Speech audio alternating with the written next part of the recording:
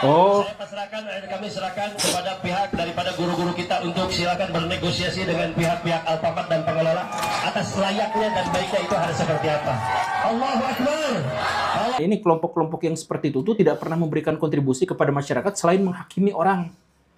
Kan kalau misalkan gini ya, ada orang melakukan kesalahan. Nah, kalau orang Islam ngebina, terus menemukan solusinya apa? Habis-habisan. Itulah amar ma'ruf nahi mungkar. Nah, kalau dia mah ngebina tidak, ngasih tahu apa-apa juga tidak, tiba-tiba langsung aja menghakimi gitu. Coba kasih solusi, bisa nggak? Nah, ini penduduk Banjar harus segera mengeliminasi makhluk-makhluk yang semacam ini dan tolong dibina. Pak KDM itu masukkan aja mereka ke barak militer. Karena mereka lebih nakal daripada anak-anak yang nakal gitu. Kalau anak-anak yang nakal gitu, anak SMA yang nakal masih mungkin bisa dibina, tapi ini dibinanya harus lebih intensif dan dalam waktu yang lebih lama kayaknya. Beragama itu jangan pakai hawa nafsu, Baraya. Kalau Baraya marah, tahan. Nah, terus salurkan kemarahan itu kepada sesuatu yang produktif. Misalkan kaum muslimin ini diinjak-injak. Nah, marah kan? Marah, tahan. Terus diarahkan kepada ya udah kita buktikan bahwa kaum muslimin itu bisa hebat dalam industri, dalam perdagangan, dalam ilmu pengetahuan. Nah, gitu. Bukan diarahkan kepada amarah yang meletup-letup, terus tidak produktif, tidak menghasilkan apapun selain konflik dan kebencian. Pak Guru, ada video yang paling MVP di minggu ini, paling banyak diminta untuk ini Guru Gembur reaksinya seperti apa? Oh, apa itu? Segel, Oh, saya pasrahkan, kami serahkan kepada pihak daripada guru-guru kita untuk silakan bernegosiasi dengan pihak-pihak Alfamart dan pengelola atas layaknya dan baiknya itu harus seperti apa. Allahu Akbar. Allah harus disegel, kita segel di sore hari ini. Allahumma sholli ala. Panjang sampai akhirnya si Alfamart itu ditutup, Presentasi di sini digembok. Wa asghilidha. FPI ini mah Bukan udah bubar FPI itu? enggak kan sekarang berdiri lagi. Namanya Front Pembela Islam juga Bukan persatuan atau naon lah, naon gitu. di daerah Ciamis, Pak Guru. Iya. Terjadi minggu lalu. Jadi FPI itu memang bukan sebagai organisasi, tapi sebagai sebuah ideologi gitu. Jadi kalau organisasinya sudah dibubarkan pun ideologinya masih ada. Makanya kita tuh harus berhati-hati terhadap kelompok-kelompok yang seperti itu. Apa hak dia untuk menyegel Alfamart? Karena katanya menjual produk Israel, Pak Guru. Karena menjual produk Israel. Semua sistem siber di dunia itu ada kontribusi Israelnya dan kontribusinya cukup besar. Cik itu waktu menyegel itu bikin grup dulu nggak? Ayo kita segel WA-WA. Nah itu WA-WA itu kan pakai produk Yahudi dan Speaker. berafiliasi dengan Israel. Ya terus tadi pakai speaker sholawatan. Coba itu teknologi speakernya tolong dicek itu ya. Jadi harus digeruduk itu FPI-nya gara-gara menggunakan produk Israel. Jadi sebenarnya, nah ini kelompok-kelompok yang seperti itu tuh tidak pernah memberikan kontribusi kepada masyarakat selain menghakimi orang. Kan kalau misalkan gini ya, ada orang melakukan kesalahan. Nah, kalau orang Islam ngebina, terus menemukan solusinya apa? Habis-habisan. Itulah amar ma'ruf nahi mungkar. Nah, kalau dia mah ngebina tidak, ngasih tahu apa-apa juga tidak, tiba-tiba langsung aja menghakimi gitu. Coba kasih solusi, bisa nggak itu si Alfamart tetap buka tanpa produk Yahudi? Coba saya tanya nih buat netizen semuanya di sini, bisakah Alfamart buka tanpa produk Yahudi? Nggak bisa. Itu yang 212 Mart itu gak ada produk Yahudinya, Pak Guru. Ada lah. Kata siapa nggak ada? Ada. Sok semuanya ada. Karena apa? Sok cek gitu ya. Siapa penemu bata untuk bikin bata ringan misalkan gitunya, untuk bikin Alfamart atau yang semacam itu, yang bikin semennya, sok siapa yang bikin catnya, sok terus yang bikin apa itu teh, yang stiga plastik teh yang jadi pakai Alfamart kan merah kuning gitunya, terus yang lampu LED-nya, sok siapa. Jadi nggak mungkin kita tuh, karena apa? Ya karena kita tuh tidak berkontribusi tapi sukanya marah-marah. Bisakah kita balik gitu? Jadi kita yang memberikan kontribusi itu astagfirullah solawatan, pakai speaker dikencengin, speakernya buatan Yahudi. Tapi ini dari dulu selalu ada ya. eh ini harus dihilangkan. Nah ini penduduk Banjar harus segera mengeliminasi makhluk-makhluk yang semacam ini dan tolong dibina. Pak KDM itu masukkan aja mereka ke barak militer.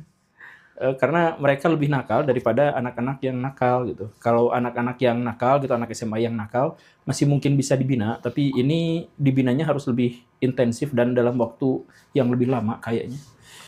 Tapi ngomong-ngomong soal pembinaan Pak Guru, ini di kita juga rame nih di daerah Bandung, di Kopo tepatnya. Ini ada video juga yang, jadi ada bapak-bapak minoritas Chinese marah-marah. Tapi nggak tahu awalnya kenapa dia tiba-tiba bisa ngomong seperti itu. Tapi video yang terekamnya seperti ini. Mana ulin kalau negerinya kayak Eropa, jadi otak siap kabuka. Jadi gaul jeung Sunda deui, gaul jeung Islam deui, gaul jeung Kristen, jeung agama lain otak siap kabuka. Jadi teu fanatik teu bulan ieu. Teu turunan mata Quran siap tenaga otak. Ini ku bangsa sia kursa agama jeung sia. Ulah kita batur juga aing kita ngadenkeun Quran sia. Aing teu percaya ka Quran sia. Eta Quran sia mah kitab suci sia. Kitab suci aingna teh ditaka lain Quran yang teu Indonesia itu kan kitab suci. Betul ya. Bapak kan suka Kedatangan langsung. Oh, didatangan? Iya. Bukan saya nggak benci dengan agama Islam. Saya hormat dengan bapak ya. Tapi jangan dibatin loh. Saya naik ke atas mau jemur baju, baca Quran. Siapa yang bacanya? Dari masjid.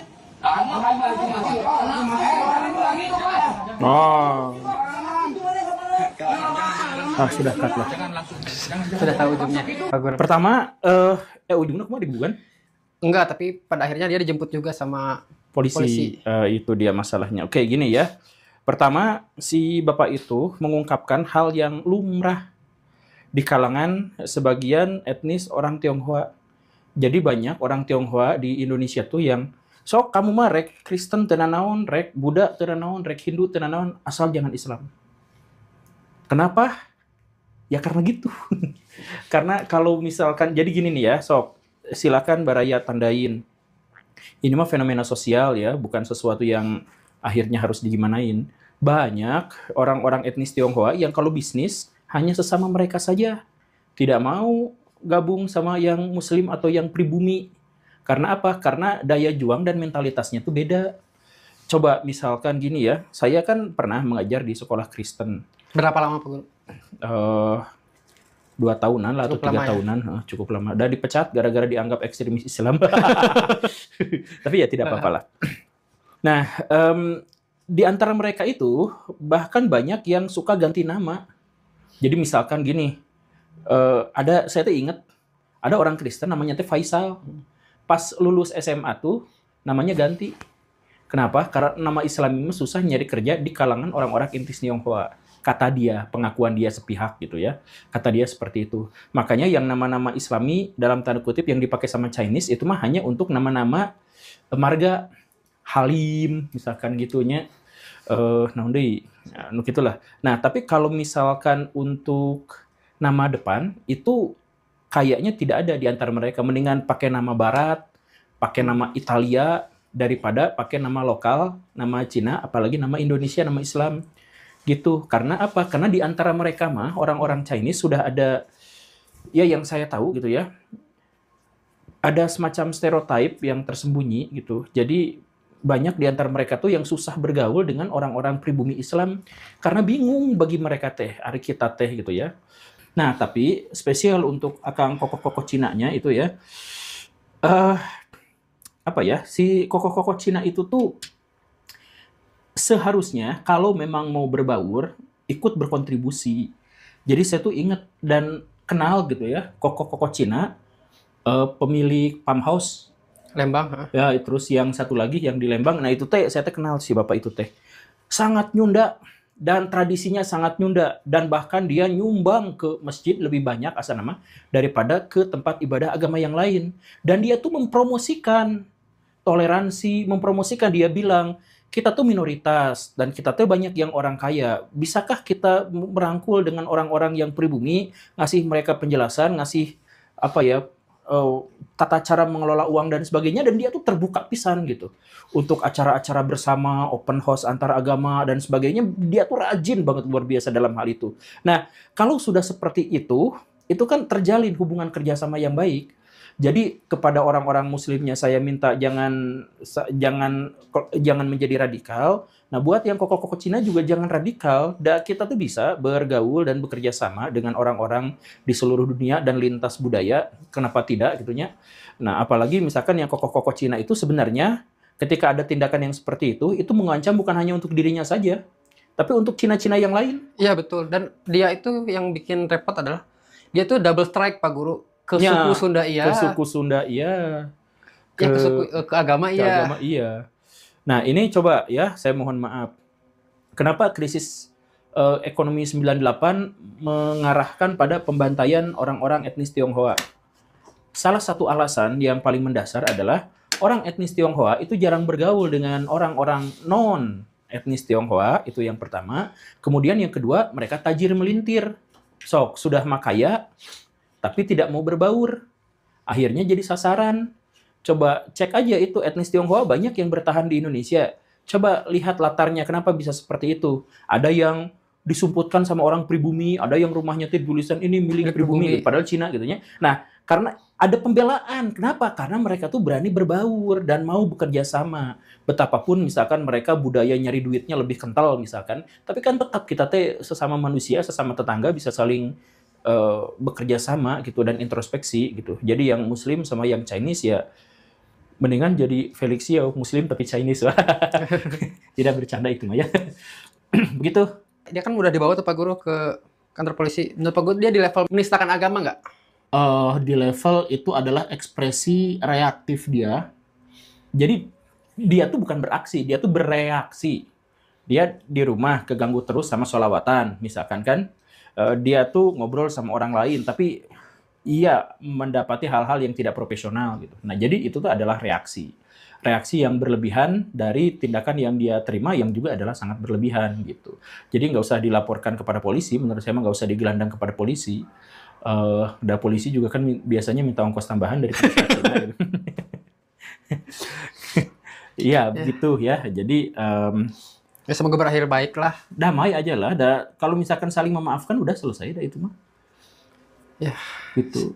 Tapi semoga tidak ada kejadian-kejadian yang sama ya. Ya, Soalnya yang amin, gini-gini kejadiannya cukup sering Pak Guru yang waktu itu kayak beribadah di rumah, di geruduk, Iya, dan iya. lain-lain lah semoga lah. Kita ini ambil momen titik balik lah sekarang tuh ya. Sekarang kayaknya orang-orang juga sudah menjadi semakin sadar. Itu direkam kan? Terus di-upload? Iya. Terus komennya itu semuanya ini kan? Ya tidak ada yang mendukung si bapaknya sama sekali. Oh, tidak ada yang mendukung si Tidak Bapak ada. sama sekali.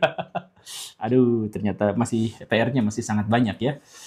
Beragama itu jangan pakai hawa nafsu, Baraya. Kalau Baraya marah, tahan.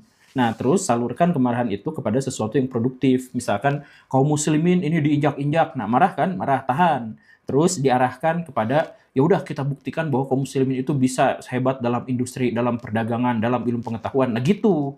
Bukan diarahkan kepada amarah yang meletup-letup, terus tidak produktif, tidak menghasilkan apapun selain konflik dan kebencian. Jangan kayak gitu lah.